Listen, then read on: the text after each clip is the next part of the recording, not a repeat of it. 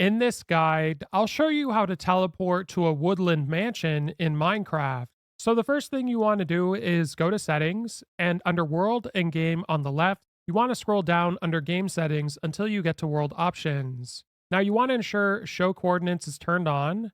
Then you want to scroll down further and under cheats, make sure you activate cheats. Now you want to go back to your game and you want to open up commands and chat. Now what you want to type in the bottom here is slash locate space structure space and then type in mansion and then enter. So if you have a look in the top left corner, you'll see where your nearest woodland mansion is. And what you want to do is match your position in the top left corner to those coordinates. Now you can actually teleport to it if you open up chat and commands again. You'll also be able to see that location as well. So in the chat box, you want to type in slash TP space at S for self, and then you want to space and type in those coordinates. So mine was around minus 6,400. We didn't get the Y coordinate, so I'm just going to put 100 and then space and then the last coordinate for the Z axis. And then you want to press enter and it's going to teleport you to that area. Now, if you do get stuck for whatever reason, you can always just teleport out.